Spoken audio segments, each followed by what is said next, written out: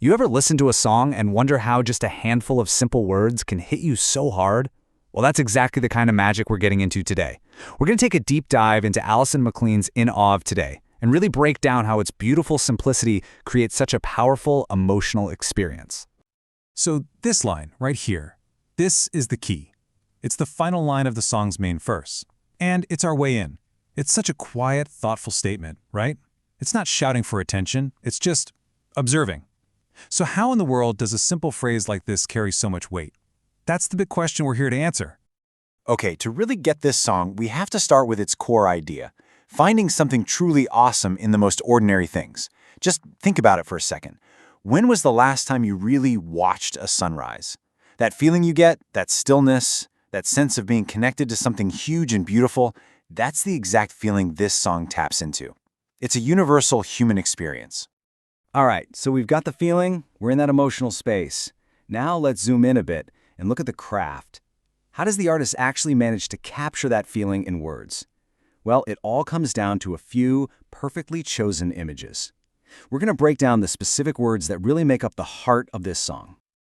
It all kicks off with this line, "The coming of the morning sun." Now, this is more than just telling us what time it is, right? The sun is this universal symbol of hope, of brand new beginnings, of something you can always count on. And phrasing it as the coming gives it this sense of a gentle, deliberate arrival. It's not just popping up, it's being welcomed.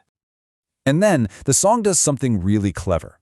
It connects that huge external event to our own internal world with this line, where the breath lights up our day. I mean, breath is life, right? It's the first thing we do, it's the last thing we do. This lyric ties the massive spectacle of a sunrise directly to the simple, vital act of just being alive and present in that one moment. And here's the final piece of that puzzle. The sunrise isn't just happening, it's an act of creation. By saying it's painting the sky, the lyric turns a natural event into this deliberate piece of art. It's like nature itself is the artist, and we're just lucky enough to be watching. It's such a powerful way to put it. So we've picked apart the imagery, these three really strong lines that build this whole scene, but the real magic of the song isn't just in what it's saying, but in how it's saying it. So now we're going to shift our focus from the words themselves to the structure, because the artist makes a very intentional choice here: repetition. That whole verse we just broke down, it gets repeated 3 times in the song. And you have to ask, why do that? Why not just add more details or describe something else? Well, because the goal isn't just to describe a sunrise one time. The goal is to get us to really internalize that feeling. And this is exactly where that simple verse becomes a mantra. By repeating those lines over and over, the song is basically asking us to slow down, to focus, and to let that idea really sink in. It stops being just a description and becomes this meditative tool to help us feel that sense of awe and presence. It's a brilliant way to guide your mind. Okay, so the song has us in this beautiful meditative zone with its repeated mantra. But just when we're getting comfortable, it does something totally remarkable. It pivots. After setting up this whole pattern of just watching and observing, it drops in one single unique verse that completely changes the game. It shifts us from being a passive witness to something way more active. You can see the shift so clearly right here. On the left, you've got that mantra of observation we've been talking about. But on the right, you get the response.